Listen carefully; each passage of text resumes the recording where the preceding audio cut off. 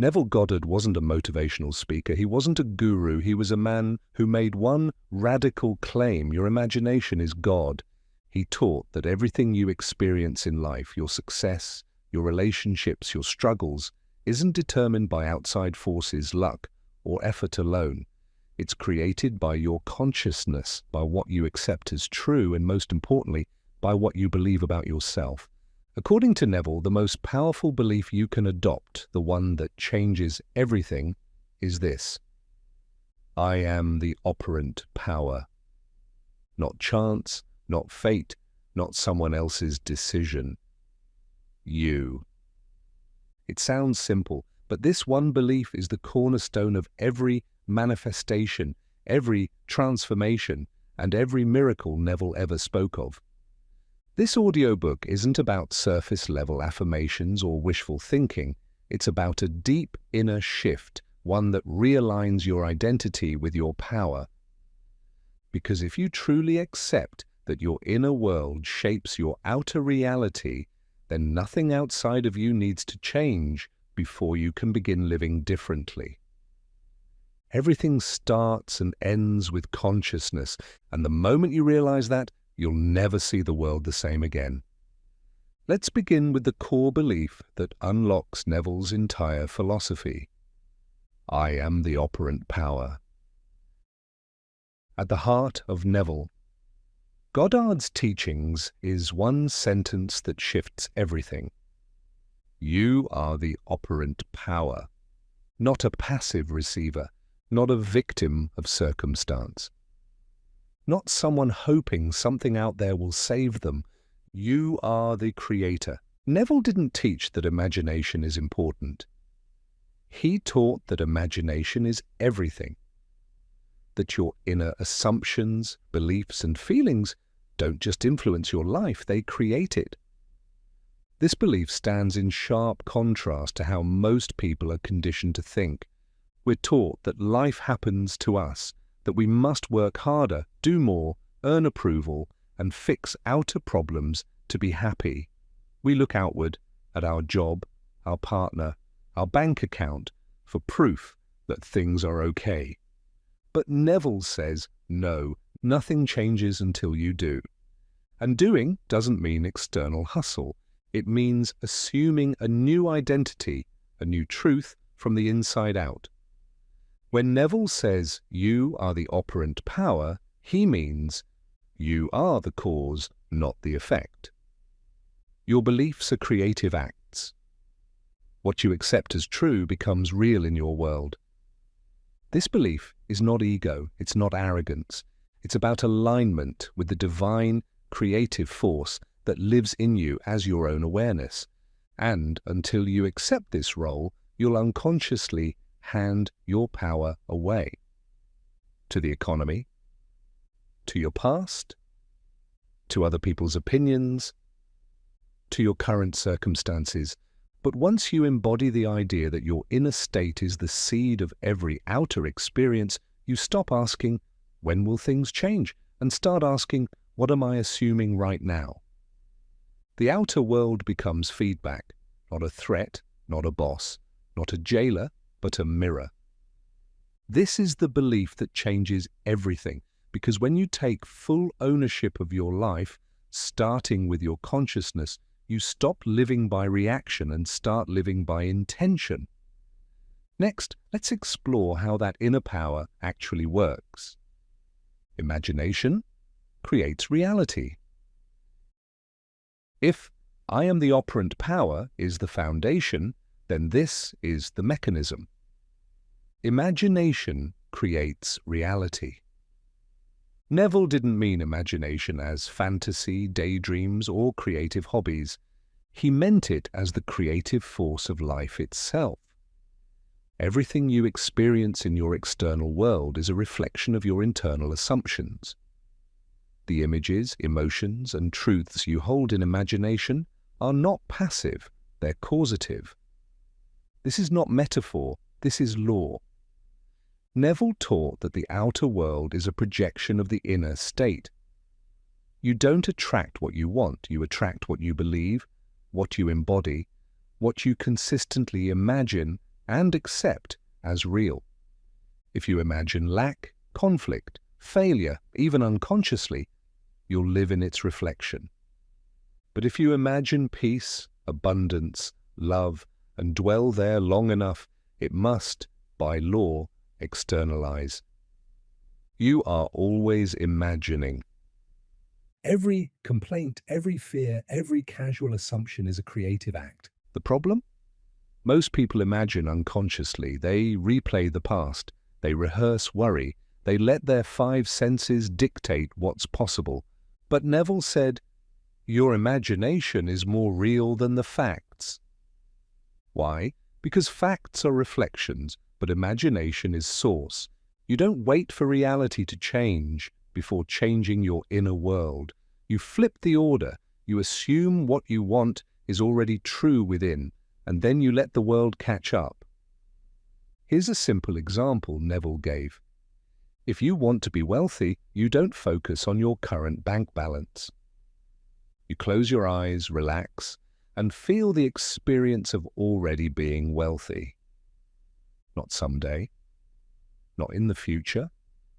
Now, you imagine the conversations you'd have, the emotions, the freedom, until it feels natural.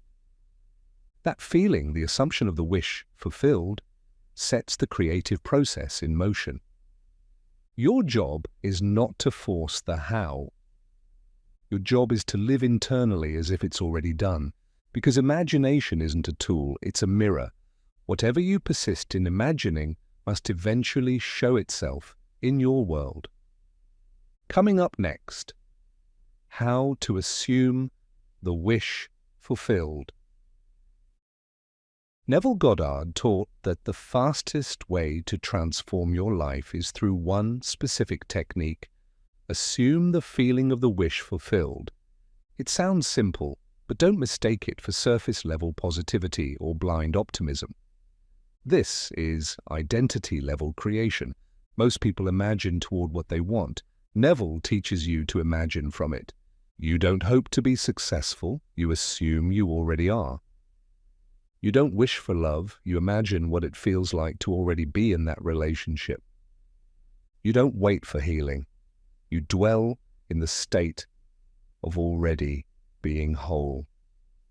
This is what Neville meant when he said, your assumption, though false, if persisted in, will harden into fact.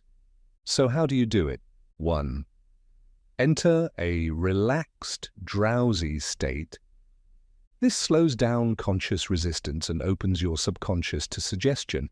Neville called this state akin to sleep, what we might call a meditative state. 2. Create a short, vivid scene. Choose a moment that would naturally occur after your desire is fulfilled. For example, shaking someone's hand after landing your dream deal, looking at your phone and seeing your ideal balance, hugging someone in joy after good news. 3. Feel it as real now. Don't try to force emotion. Just allow yourself to experience the relief, joy, and naturalness of that scene. Let it feel ordinary, not distant. The goal is naturalness, not intensity. 4. Repeat until it feels familiar. Repetition is key. The more you dwell in the state, the more your subconscious accepts it as normal and then begins to rewire your outer world to match. This is the law of assumption in action. You're not forcing change, you're becoming the person who already lives it. And here's the subtle power. You don't do this to make something happen. You do it because you know that consciousness creates reality. You're not asking the world to change. You're becoming the version of you who lives in that reality now. And the world, as always, mirrors back who you are being. Next, let's explore what happens after you assume, how to let go and persist without doubt. Detachment and persistence. Once you've assumed the feeling of the wish fulfilled, what do you do next?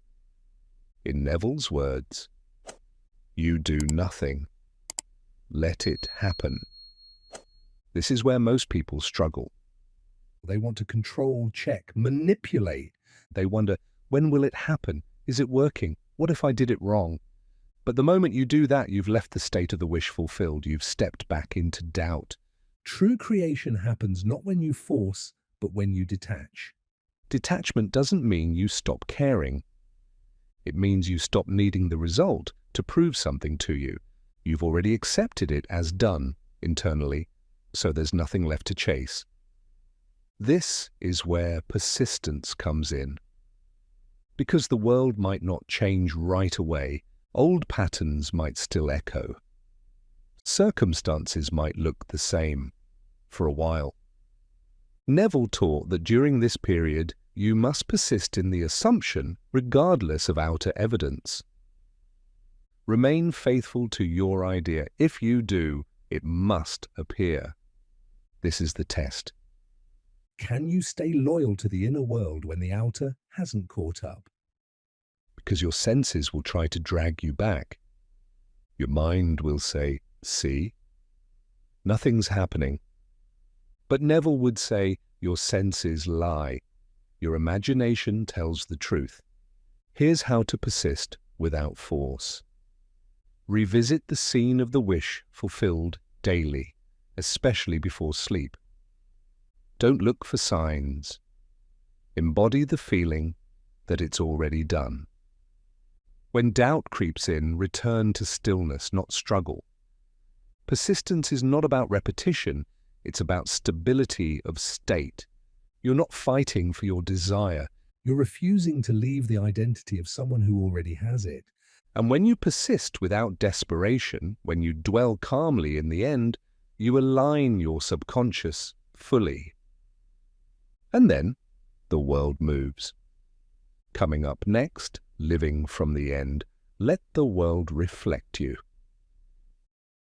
Neville Goddard's entire philosophy can be summed up in one elegant truth. Change your conception of yourself and you will automatically change the world in which you live. That is the essence of living from the end. You no longer wait for evidence. You no longer react to circumstances. You walk through life as the person who already has, already is, already knows. This is not about pretending. It's not delusion. It's deep alignment between your inner state and the reality you're choosing to experience. You're not faking it. You're forming it from the inside out. When you live from the end, life becomes a mirror, not a master. The people, opportunities, and events around you begin to reorganize themselves to match your new identity. Neville often said, the world is yourself pushed out, which means your job isn't to change the world. Your job is to change yourself. Your assumptions, your feelings, your self-concept. When you do, the world reflects it, not because you forced it, but because you aligned with it. So remember, you are the operant power. Imagination creates reality. Assume the wish fulfilled. Persist in the state. And let the world catch up. This isn't magic, it's law. And the more you live from it, the less you chase, and the more you attract what already belongs to you. Let this one belief take root. I am the source. I am the cause. I am the creator. Because once that's true, everything else becomes possible.